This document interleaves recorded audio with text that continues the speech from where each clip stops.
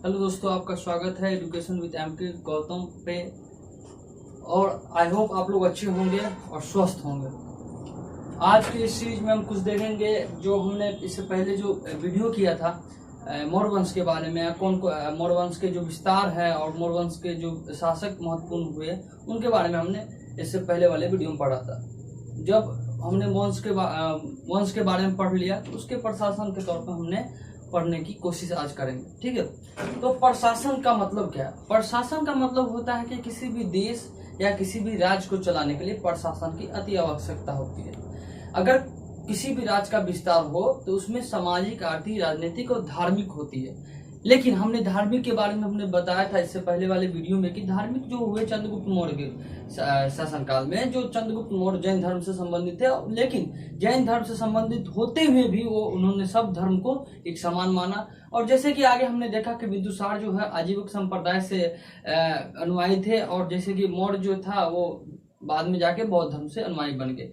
और सीधे तौर पर हमने देखा कि 14 शिलालेख थे और 7 स्तंभ हुए जो कि राजा और प्रजा को सीधा संबोधित करते थे। तो उनके बारे में विशेषतः हमने पढ़ा, कुछ बेसिक बातें भी पढ़ा और कोशिश की जो आगे समझने की। तो आज हम कुछ प्रशासन के बारे में कुछ बेसिक समझेंगे और प्रशासन के बाद हम कला के बारे में, स्थापत्य कला, राजप्रसाद और बिहार स्तूप के बारे में, शिलालेख के बारे में कुछ अच्छी से जानकारी आगे की वीडियो में लेंगे। लेकिन फिलहाल प्रशासन के बारे में जो क्वेश्चन आते हैं जो एग्जाम व्यू से, उनको हम आज पढ़ने की कोशिश करेंगे। ठीक है, तो मौर्य प्रशासन के हमने बताया कि राजनीतिक, धार्मिक, सामाजिक और जो भी होते हैं उनको राज्य को चलाने के लिए सबसे महत्वपूर्ण माना गया, क्योंकि मौर्य वंश एक सबसे मजबूती वंश था। मजबूती होने के साथ ही इनका वर्चस्व तो है, दक्षिण तक इनका वर्चस्व था। जबकि हमने देखा कि अलग अलग राज्य को जीतकर इन्होंने अपने राज्य में मगध में मिला लिया, और मगध में मिलाने के साथ साथ उन्होंने अलग तरीके से विस्तार किया। अलग विस्तार करने की वजह थी उनकी प्रशासन की जो व्यवस्था थी वो सबसे मजबूत व्यवस्था थी। तो मौर्य वंश का जो प्रशासन बहुत ही मजबूत माना गया है, क्योंकि प्रशासन जो था, राजनीतिक व्यवस्था की अगर बात करें तो राजनीतिक व्यवस्था में देखा कि जो मौर्य वंश के समय में जो प्रशासन हुए, तो मौर्य वंश के काल में जो पद, मतलब कि मौर्य वंश का जो पद था वंशानुगत, केंद्रीय और राजतंत्रात्मक व्यवस्था था। और उसके बाद स्वयं प्रमुख थे। मतलब कि जो मौर्य वंश चंद्रगुप्त मौर्य थे, उन्होंने प्रजा के हित में अपने हाथों में महत्वपूर्ण शक्तियां अपने हाथ में रखी हुई थी, और कुछ उनको सहायता करने, कुछ का अधिकारी की उन्होंने नियुक्ति की थी। क्योंकि राजा का कहना था कि मौर्य वंश जो चंद्रगुप्त मौर्य थे, उन्होंने कहा कि हमारी प्रजा को किसी तरह से कोई दुख नहीं होना चाहिए, कोई परेशानी नहीं होना चाहिए। इसलिए ने सबसे, अगर माना जाए प्रशासन का, तो प्रशासन का सबसे हेड जो है राजा को ही माना गया। राजा को प्रशासन के हेड माना गया, और उसके जो कुछ अधिकारी हुए उनके बारे में हम पढ़ेंगे। कुछ महत्वपूर्ण अधिकारी हुए जिसके लिए हमने बताया कि राजा सबसे हेड था।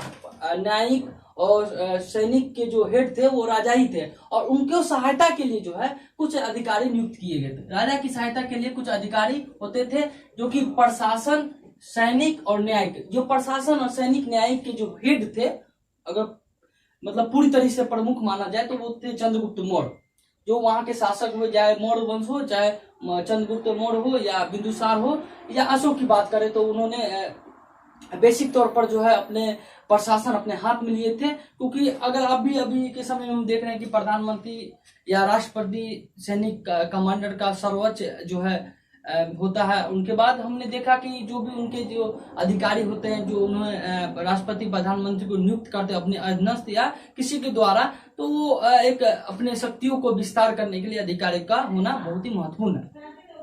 ठीक है, तो अधिकारियों के लिए प्रशासन महत्वपूर्ण है, प्रशासन, सैनिक और न्यायिक। जो शीर्ष अधिकारी होते थे उन्हें तीर्थ और महामात्र कह के बुलाया जाता था। जो चंद्रगुप्त मौर्य काल में जो अधिकारी हुए महत्वपूर्ण, जिसमें से कुछ अधिकारी थे जो उनको कहा जाता तीर्थ और महामात्र कहा जाते थे। इनकी संख्या जो अधिकारी के थे 18 थे, जो कि हम अगर देखेंगे तो जो मौर्य वंश थे उन्होंने प्रशासन को सुसंगठित और एक मतलब कि विस्तारित रूप से एक नया रूप दिया। मतलब क्या कि जो भी राजा थे, जो भी उस समय जो शासक आए, उन्होंने अपने जनता को जो है किसी भी परेशानियों से मुक्त करने के लिए अधिकारी की नियुक्ति की। अधिकारी की नियुक्ति करने की वजह है ये थी कि वहाँ जो प्रशासन इतने सुदृढ़ इसलिए थे कि क्योंकि यहाँ जो प्रशासन होते थे वो नगद वेतन पर काम करते थे। क्यों? क्योंकि नगद वेतन वहां से कृषि से आते थे और कृषि से डायरेक्ट उन्हें नगद वेतन दिया जाता और 48,000 पर जो है उनको दिया जाता था। लगभग अगर हम बात करते तो 2/4 या 2/3 करके उन्हें दिया जाता था, किलो के माप से एक सोना दिया जाता, तो उन्हें नगद वेतन के रूप में दिया जाता था। जो भी राजा के जो 18 संख्या अधिकारी थे उसमें प्रमुख अधिकारियों को एग्जाम ऑफ व्यू से देखा गया। जैसे कि हम बात करें जो प्रमुख अधिकारी में हम बात करते हैं समाहर्ता। समाहर्ता का मतलब है राजस्व प्रधान अधिकारी, जो राजस्व वसूलते थे या जो कर होते थे राजस्व से संबंधित, जमींदारी से संबंधित, उनका जो प्रधान था वो समाहर्ता कहलाया। सन्निघाता का मतलब है राजकीय कोषागार एवं भंडारगार। जो राजकीय कोषागार होता था, जो कोष संबंधित होता था, या राजकीय जो भी संबंधित जो भंडारक, जो अन्न भंडारक के संबंधित जो है सन्निघाता कहला। व्यवहारिक का मतलब है न्यायाधीश प्रधान। जो भी न्यायाधीश प्रधान होते थे वो व्यवहारिक कहलाए। ठीक है। सीता अध्यक्ष मतलब होता है कृषि विभाग से संबंधित। कृषि का जो विभाग होता था, कृषि के जो प्रधान होते थे उसे सीता अध्यक्ष कहा गया। ठीक है। पन्या अध्यक्ष कहा गया वाणिज्य विभाग के प्रमुख अधिकारी को। और अक्षपटलिक जो है महालेखाकार प्रमुख अधिकारी को कहा गया है। और महामार्त पर्षद गुप्तचर विभाग के प्रधान को कहा गया। और पोटावाध्यक्ष जो है माप तौल के अधिकारी को प्रमुख का। जो भी अधिकारी हम बता रहे हैं वो एग्जाम ऑफ व्यू से सबसे इंपॉर्टेंट है, क्योंकि आपको जो भी एग्जाम आप अगर प्रीवियस ईयर के क्वेश्चन देखे, चाहे वो बिहार दरोगा हो चाहे कोई भी एग्जाम हो, आप वहां से देखिएगा तो प्रशासन से एक न एक क्वेश्चन या 2 भी आ सकते हैं, क्योंकि लिमिटेशन किसी भी एग्जाम का नहीं है कि ये 4 क्वेश्चन आएंगे या 2 क्वेश्चन आएंगे, लिमिटेशन इसका नहीं है। इसलिए अधिकारी के जो क्वेश्चन है वो आ सकते हैं। पूछ लिया जाएगा कि समाहर्ता किस अधिकारी को कहा जाता है, तो राजस्व प्रधान को। सन्निघाता किस अधिकारी को कहा जाता है, राजकीय कोषागार को। न्यायाधीश को क्या कहा जाता है, व्यवहारिक कहा जाता है। तो इस तरह का आपसे क्वेश्चन पूछा जाएगा। माप तौल के अधिकारी को प्रमुख क्या कहा जाता था, पोतावाध्यक्ष कहा जाता था। गुप्तचर विभाग के प्रधान को कहा गया महापाध्यक्ष। जो हम देखेंगे कि सैन्य विभाग के जो हम देखते हैं कि अभी भी सैन्य विभाग के जो है सेनापति होते थे। और सेनापति होने के बावजूद भी जो हमने देखा कि सेना और प्रशासन और न्याय की जो मतलब कि सबसे हेड माना जाए तो राजा थे। लेकिन उनके राजा तो खुद काम कर नहीं सकता है, लेकिन राजा को सहायता करने के लिए एक सेना नायक मतलब सेना अध्यक्ष होता था। और सेना अध्यक्ष को सैन्य विभाग का अध्यक्ष माना जाता था, सेना नायक। ठीक है। तो उनका जो मतलब हम बात करें तो पैदल सेना था, हाथी सेना था और घुड़सवार और रथकार भी था। पैदल सेना की हम बात करते लगभग 6 लाख इनका संख्या था। और हाथी सेना की बात करते इनका जो संख्या था वो लगभग हम बात करें तो 9,000। और जो है घुड़सवार की बात करें तो 30,000। और लगभग रथ की हम बात करें तो 8,000 लगभग इनकी सेना थी। इन्हीं को हम सेना में अगर बात करें तो कुछ महत्वपूर्ण इतिहासकार जो प्लिनी और जस्टिस थे, उन्होंने कहा है कि लगभग 6 लाख पैदल सेना, 30,000 घुड़सवार, 9,000 हाथी और 8,000 जो है रथकार था। ठीक है।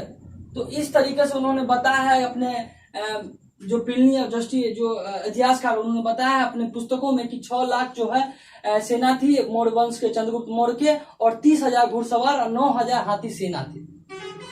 तो इस तरीके से उन्होंने अपने पूरे भारत को रौंद डाला और अपने राज्य का जो भी विस्तार है वो अच्छी तरीके से किया, क्योंकि उन्होंने एक भारी सेना, अगर बात करें नंद वंश की तो नंद वंश की जो सेना थी उससे तिहाई जो है 1/3 इनका जो प्रशासन मतलब कि सैनिक था। सैनिक की बात करो तो सबसे सुगठित सैनिक था और इनके पास सबसे ज्यादा मात्रा में सैनिक थे।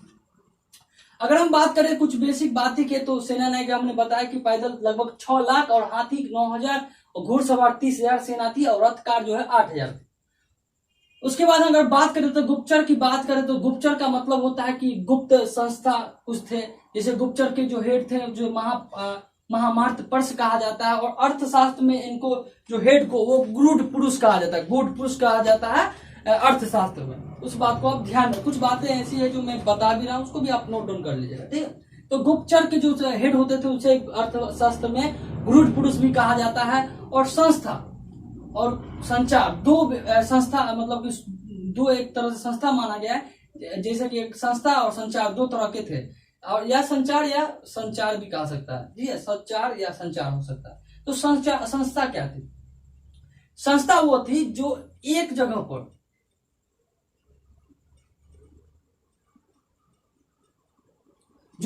पर रहती थी, उन्हें संस्था कहा गया।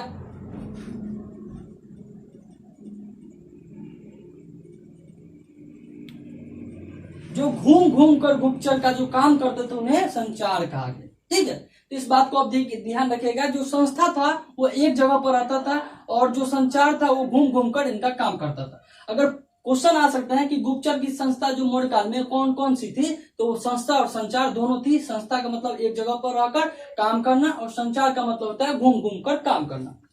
जो न्याय व्यवस्था थी, न्यायिक जो हमने बताया कि न्यायिक के जो अधिकारी होते थे, हेड, वो व्यवहारिक कहलाते थे, और न्यायिक जो उस प्रकार उस समय थे वो धर्मस्थलीय और कंटक शोधन था। धर्मस्थलीय का मतलब होता है कि दीवानी न्याय, दीवानी न्याय जो जमीन से संबंधित होते थे, ठीक है। जमीन से संबंधित जो भी कार्य होता था न्याय विभाग का, वो जो है धर्मस्थलीय एक विभाग था, उनके द्वारा इसका किया जाता था निवारण, ठीक है। कंटक शोधन का मतलब होता है कि फौजदारी,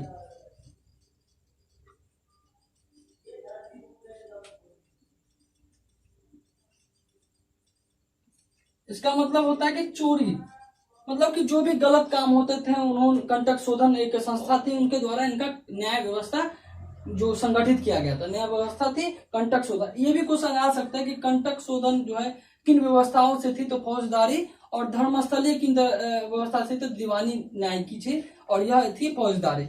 जो दीवानी थी वो जमीन से थी और फौजदारी जो है चोरी या गलत कामों से थी। तो इस तरीके से हमने देखा कि सामाजिक व्यवस्था किन तरह से आगे बढ़ा। उन्होंने किया क्या कि जब राजा का जो वर्चस्व था वो अपने अधिकार के चरण पर था, उस तरीके ने उन्होंने अलग अलग राज्य को भी जीता था। तो हुआ क्या कि अलग अलग राज्य को उन्होंने लगभग 4 भागों ने चंद्रगुप्त मौर्य ने बांट दिया। जैसे कि हम अगर बात करें तो 4 प्रांतों में बांटा, जैसे कि पहला है उत्तरापथ, दक्षिणापथ, पारसिक पूर्वी और अवंती पथ। ये जो 4 भाग हैं इनको जो है चंद्रगुप्त मौर्य ने बांटा था, और 5वां जो है कलिंग, उनको जो है अशोक ने प्रांत में बांटा था। तो इस तरीके से पूरे भारत को जो है 5 भागों में या प्रांत या उसे चक्र भी कह सकते हैं, जो कि 5 भागों में बांटा था। ये क्वेश्चन आ सकता है कि उत्तरापथ में जो है तक्षशिला को माना गया है, दक्षिणापथ को जो है स्वर्णगिरी को माना गया है, प्रासी या पूर्वी क्षेत्र को पाटलिपुत्र, और अवंती पथ को जो है उज्जैन, और कलिंग को जो है तोसली कहा गया। तो ये बात को आप ध्यान रखिएगा, जो 5 जो भारत को जो चंद्रगुप्त मौर्य ने 4 भागों में बांटा था, लगभग जो 5वां जो है वो जो कि अशोक ने इनको बांटा था। तो 5 तरह के जो है मौर्य प्रशासन प्रांत को भारत, पूरा भारत को बांटा था इस तरीके से उन्होंने, ठीक है। तो उन्होंने 5 तरह से बांटा था, इसको ध्यान रखिएगा। उत्तरापथ मतलब तक्षशिला, दक्षिण में स्वर्णगिरी, प्राची में पाटलिपुत्र, पूर्वी में अवंती पथ मतलब उज्जैन, और कलिंग का मतलब तोसली। तो इस तरीके से उन्होंने अपने प्रांत को अलग अलग तरह से विभाजित किया। प्रांत को विभाजित के तौर पर उन्होंने प्रांत को भी अलग विभाग में बांट दिया, जैसे कि दक्षिणापथ, उत्तरापथ, उनको भी अलग भाग में बांटा। क्यों? क्योंकि उन्होंने सेना को देखा हमने कि नगद वेतन देकर उन्होंने सेना को संगठित किया था। उसी तरीके से उन्होंने छोटे छोटे भाग में अच्छी तरीके से विस्तार करने का सोचा था। जिस तरीके से हम देखेंगे कि विषय जो है प्रांत को छोटे छोटे भागों में बांटा, जैसे कि विषय एक प्रांत होता था 800 गांव का, वो उसे उस विषय का जो है विषयपति या प्रादेशिक कहलाता था। प्रादेशिक प्रमुख होते थे विषय का, जो कि 80 लगभग गांव आते थे। 10 गांव के जो प्रमुख को गोप कहा जाता था। इस बात को आप ध्यान रखिएगा, गोप किसे कहा जाता था? 10 गांव के प्रमुख को गोप कहा जाता था। ग्राम के मुखिया को ग्रामिक कहा जाता था। ग्राम के जो मुखिया होते थे, हमने देखा था कि वैदिक काल में भी ग्राम के मुखिया को ग्रामिक कहा जाता। तो इस तरीके से अपने राज्य को छोटे छोटे राज्य में विभाजित करके विस्तार करने की कोशिश की।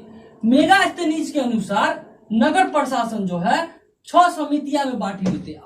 ठीक, मतलब कि अगर क्वेश्चन में आ सकता है कि मेगास्थनीज के अनुसार नगर प्रशासन कितने भागों में बांटा गया था? 6 भागों में बांटा था। ठीक है, तो 6 भागों में उन्होंने बांटा था, और 6 भागों में लगभग 5-5 अधिकारी थे, मतलब कि 30 अधिकारी होते थे। ठीक है, तो नगर प्रशासन को उन्होंने 30 अधिकारी के तौर पर, मतलब कि 6 समितियां थी और सब मतलब प्रत्येक समिति में 5-5 सदस्य थे, लगभग 30 अधिकारी रहते थे। ठीक है, तो उन्होंने अलग अलग तरीके से इनको बांटा और किस तरीके से राज्य को विस्तार करना चाहिए उन्होंने इस तरीके से उनको बताया था और छोटे छोटे राज्य में विस्तार करने की कोशिश की। अगर हम बात करें कुछ बेसिक बात की, तो समाज की हम बात करें, जैसे कि हमने बताया कि कुछ राज्य को विस्तार करने के लिए उनके सामाजिक, आर्थिक और राजनीतिक और धार्मिक के बारे में अगर जान लेते हैं तो कोई भी राज्य का जो है जानने के लिए ये 4 चीज बहुत ही महत्वपूर्ण होते हैं। ठीक है, तो उसमें हम इस कड़ी में देखेंगे मौर्य समाज के बारे में। मौर्य समाज का जो है वर्ण व्यवस्था पर आधारित थी, जिसका आधार था जन्म।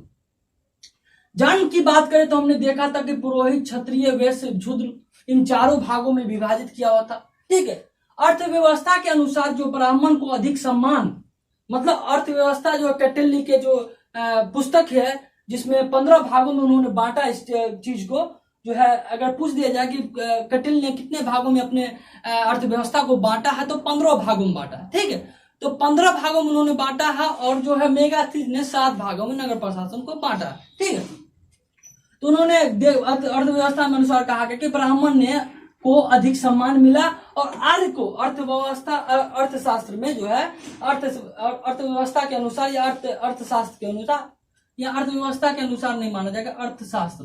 ठीक है, अर्थशास्त्र के अनुसार ब्राह्मण को अधिक सम्मान और आर्य को क्षुद्र कह के संबोधित किया गया। ठीक है, कौटिल्य ने, अगर ये भी क्वेश्चन आ सकता है कि कौटिल्य ने आर्य को किस चीज करके संबोधित किया, तो वो क्षुद्र कह के संबोधित किया। ठीक है, मेगास्थितिज ने 7 वर्ग में विभाजित किया है। ठीक है, अपने समाज को मेगास्थितिज ने, समिति या समाज कहिए तो मेगास्थितिज ने 7 वर्गों में विभाजित किया समाज को, जैसे कि दार्शनिक, किसान, कारीगर, अहीर, सैनिक, निरीक्षक, सभासद। सभासद का मतलब होता है कि राजा का सदस्य। ठीक है, राजा का जो सहायक सदस्य होता है सभासद का। तो इस तरह के दार्शनिक बारे में ग्रंथ होता है, उनके बारे में जो 7 वर्गों में विभाजित किया। किसान आप जानते हो, कारीगर भी जानते हो, अहीर भी जानते होंगे और सैनिक जो आप जानते हो अच्छी तरह। निरीक्षक जो पूरे राज्य को एक निरीक्षक के द्वारा, मतलब कि निरीक्षक मतलब कि किसी भी राज्य को देखभाल करना है, निरीक्षक के तौर पर होता है। सभासद का मतलब राजा का सदस्य होना। तो कौटिल्य के अनुसार दास प्रथा थी।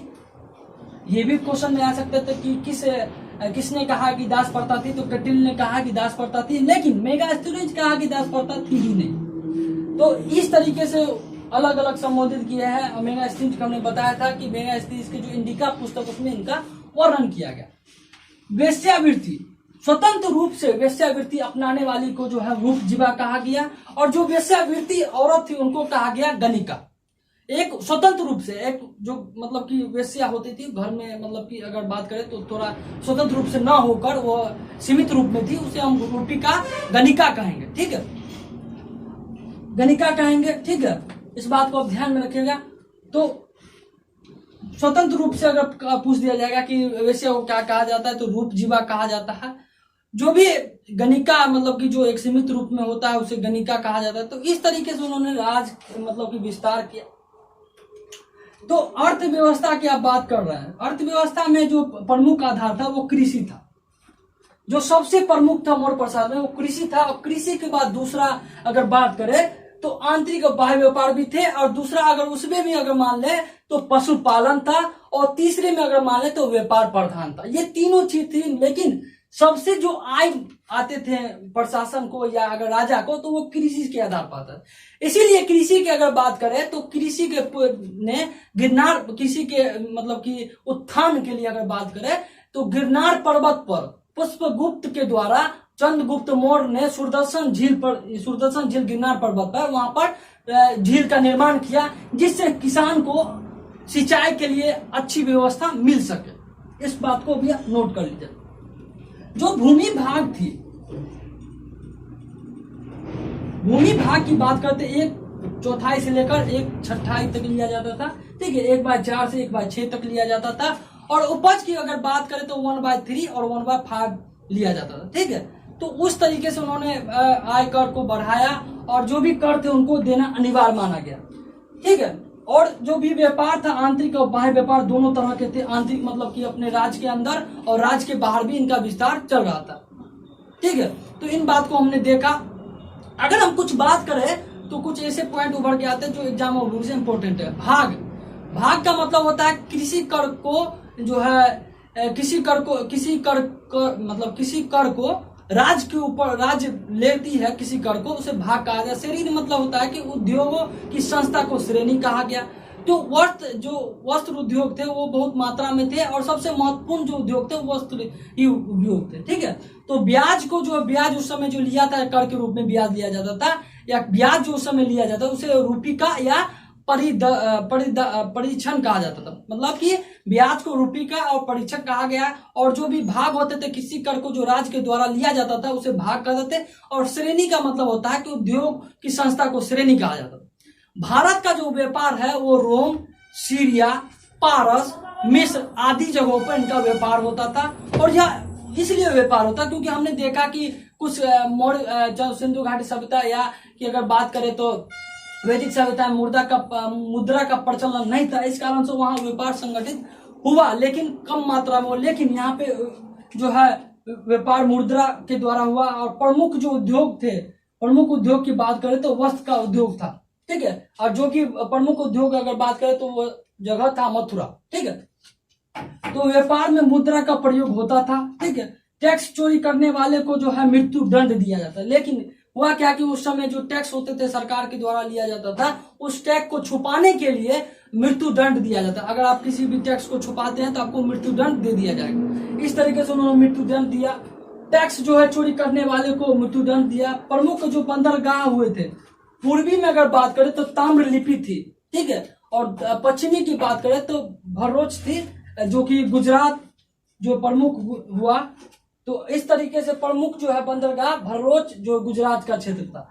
तो इस तरीके से हमने देखा कि जो भी सामाजिक आर्थिक व्यवस्था को हमने महत्वपूर्ण तौर पर देखा। और कुछ पॉइंट जो हमने बताया है उस बात को अब ध्यान में रखेगा। जो भी प्रशासन के तौर पर हमने बताया कि आपको अच्छी तरीके से समझ में आया होगा। अगर नहीं समझ में आया है तो आप हमें कमेंट कीजिए, फिर हम इसको अच्छी तरीके से बताने की कोशिश करेंगे। ठीक है, और अगले वीडियो में देखेंगे कि जो भी मौर्य कला, स्थापित कला, राज प्रसाद कला से संबंधित जो भी प्रश्न होंगे, शिलालेख से संबंधित जो भी प्रश्न होंगे, स्तंभ से संबंधित जो भी प्रश्न होंगे, उनको हम अगले वीडियो में देखेंगे। ठीक है, तो आई होप आप लोग को अच्छा समझ में आया होगा। कोई भी प्रॉब्लम हो तो फिर कमेंट कीजिए।